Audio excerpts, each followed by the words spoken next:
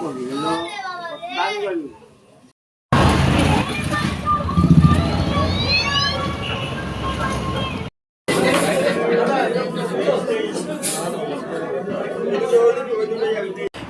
ষষ্ঠী সবাইকে।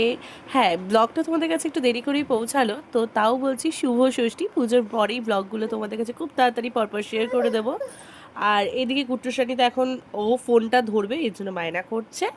তো সবাইকে নমস্কার বন্ধুরা, welcome back to my channel. তোমরা সবাই কেমন আছো? আশা করছি ভালো আছো। আমিও খুব খুব খুব ভালো আছি।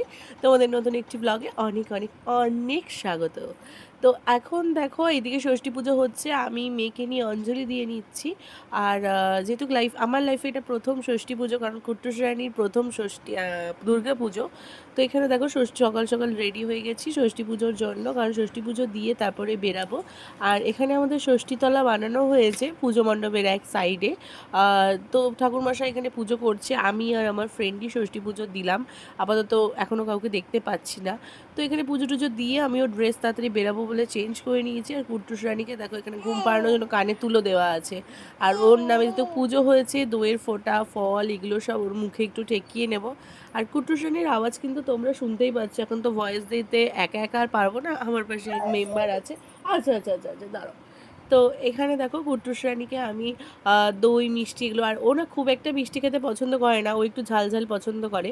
তাও আমি একটু দইটা মুখে দিতে হয়, দিলাম। দেখো খুব একটা ওর পছন্দ হয়নি, প্রথমে একটু টেস্ট করছিল, তবে খাইনি, ওর চায়ও নি সেকেন্ড বার। আচ্ছা তুমি কথা বলো, এখানে তুমি কথা বলো, বলো হাই সবাইকে, গাইসকে হাই বলো, বলো হ্যালো মামু মিমিরা, তাই না?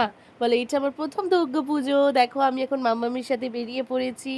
এখানে আমি মাম্মামির সাথে বেরিয়ে পড়েছি, বলো বলো আমরা এখন খেতে যাচ্ছি, দুপুরে লাঞ্চ করতে যাচ্ছি। আচ্ছা আচ্ছা আচ্ছা, তুমি ধরো ফোনটা। তো এখানে আমরা দেখো দুপুরবেলা সবাই মিলে লাঞ্চ করতে চলে যাচ্ছি, ষষ্ঠীর লাঞ্চ। আমি বোনেরা গেছে, তারপর তোমার দাদা গেছে, আমরা এখানে চলে এসেছি আমাদের ব্যারাকপুরের সব থেকে ফেমাস দাদা বৌদি। তো এখানে তো যেহেতু কুট্টুস রানী ছিল তাই তাড়াতাড়ি সিটটা পেয়ে গেছি।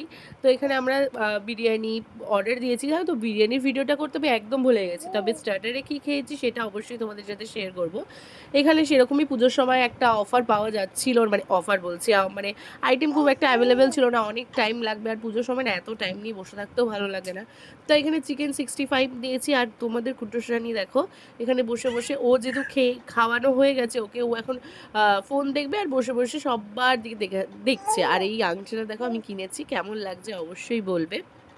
এখানে দেখো চিকেন 65 চলে এসছে, আর তোমাদের কুট্টুস রানীর মুখে একটুখানি দেওয়া হলো, ওর ঝাল ঝাল টেস্টিই লাগে, তবে ওকে বেশি দেওয়া হয়নি, কারণ পুজোর মধ্যে পেটে ব্যথা করবে। আর আমরা এদিকে খাওয়া দাওয়া করে চলে আসলাম, বাড়ির পথে রওনা দিলাম। তুমি চিল্লিও না, আমি আওয়াজ দিচ্ছি। আমি তো ভয়েস দেবো না,